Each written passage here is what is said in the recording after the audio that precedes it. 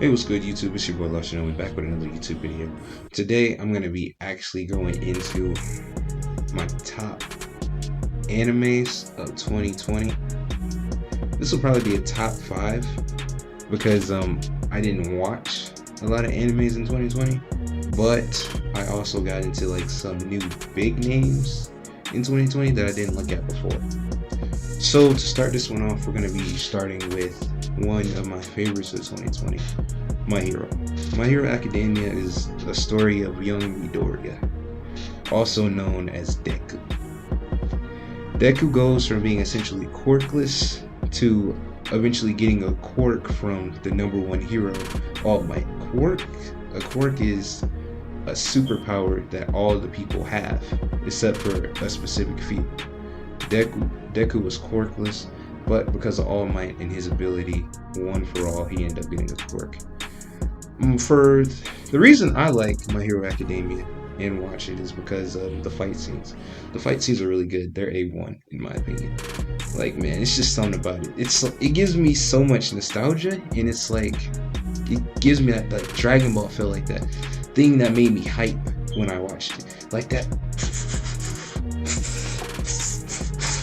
Like that right there, that is what makes the anime scene, with the dramatic moments when you feel the emotion.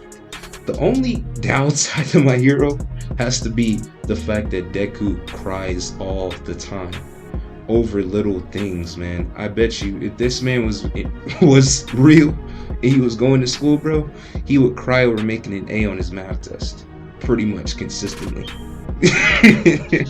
But with that said, let's get into my second. My second one will be, honestly, this is a no contest. Black Clover. Black Clover is such a great show in so many ways, man. So we start off with a boy. His name is Asta. This is a world in which there are wizards, basically, in a sense. Everyone has a grimoire. Asta he didn't have any magic, so he didn't end up getting a grimoire at first, but he later got one, and when he got one, he actually ended up getting these two swords, which are the Demon Dweller swords. These swords contain anti-magic, allowing him to fight against even the most strongest of mages. And this is honestly just a great anime to me, man. Like, if you really want one in which you see like character development, Black Clover's gotta be that one, because you see Asta essentially go from this taking on pigs and things of that nature to taking on like really powerful mages and other things like that. I'm gonna try not to spoil it too much, but if you're into that sort of thing and you're into the action and building of character and backstory, that's definitely the anime for you. Now we get into the third one. We get into one of the most shocking that I ended up liking. Haikyuu. Haikyuu is a really great anime. I'm not gonna lie to you. It's a sports anime, and it caught me off guard. Not gonna lie to you. I did not expect it to be as good as it was, especially with just dudes being in it. I thought there would be like at least a couple females, but there's not too many in there. But it's a really great anime. Instead of like fight scenes, it has sport scenes in which it's like these matches essentially give you the hype of like a regular fight scene. Basically, we start off with a kid named Hinata, and Hinata ends up going to a school known as the Wingless Crows. Basically, that's what they're called. They're called the Wingless Crows. And his rival, Toburo, I think that's his name. I'm not really good with anime names, but he's the one with the, I'll show a picture. But I'm not really good with names. His rival ends up going to the same school. They end up working together and becoming better.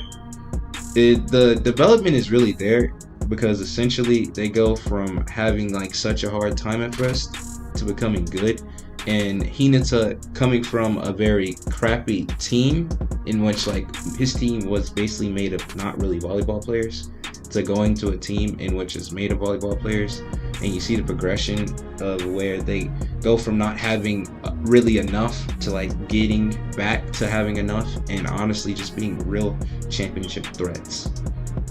That anime is honestly so freaking good, just for the scenes that happens in it, the emotional moments. Like, you're really gonna feel everything that's going on in that anime. That's why I really like Haikyuu, and that's why I think you should watch it if you haven't. Now we're going on to the fourth one. The fourth one for me has to be Fate Grand Order.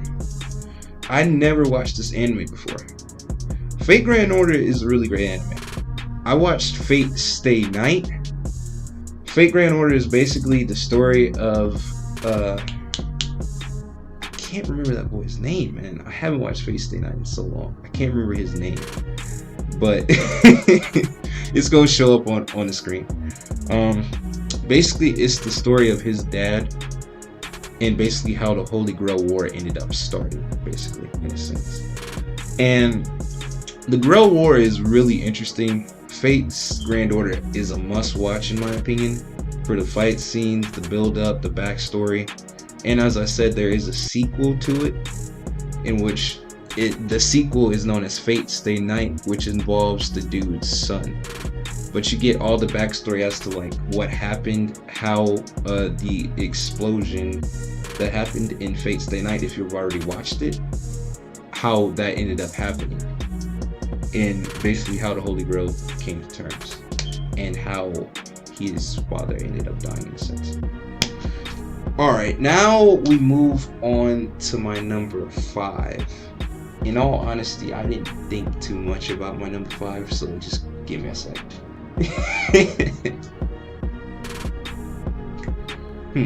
Okay, so my number 5 has to be, it honestly has to be School Days. School Days was just a really great anime, in my opinion. It took what was a typical romance and warped it like so hard, and had like the biggest plot twist. I'm not gonna spoil that. You need to watch that anime. But it's basically goes with the main character, Makoto, meeting this girl on a train and developing a crush on her, and she goes to his school, and they end up dating. And you later realize later on that Makoto is kind of a jerk, and he does a lot of things that ain't it. And that does not represent the man. I don't claim that man. I don't claim that man. I'm just thinking no. But as I said, has the biggest plot twist at the end. You see how his character changes as he kind of just goes from kind of like essentially being nice to like ending up being like the biggest jerk in anime history, in my opinion. And you also see how the girls end up changing, how they go from essentially nice to kind of like psycho in a sense, man, like yandere type vibes. Hey, and that's why I tell y'all, man, never cheat on your girlfriends. That's a message from all Shinobi. Don't forget that. But without further ado, guys, if y'all like this video and y'all want me to do more of things like this, be sure to like the dang video, subscribe for more content like this. And in all honesty, guys, there's one more thing I wanted to get out the way real quick. I'm also planning on reacting to some videos, some animes, and also like some regular videos. So just send it to me at LostShinobi 2_2 at Instagram. I believe that's what my Instagram is. If not, my Instagram will be dropped down in the description. But yeah, just send me some animes that you want me to watch, or tell me something that you want me to watch, and I'll get to watching them, and I'll record my reactions to them. Because here on my channel, I want us to be a variety type thing, where it's like you're not specifically just getting gameplay, but you're also getting something new and different, which is anime in a sense, and also other videos. You know, if you want to send me scary videos, I'll react to that. I'm not really into scary videos, so you'll get a full-on reaction. So if there's any jump scares, and just let me know. I'm probably gonna jump out the chair. But anyways, this video's going on long enough. Remember, like, comment, subscribe for more content like this, and I'll see you guys in the next one. Later, guys.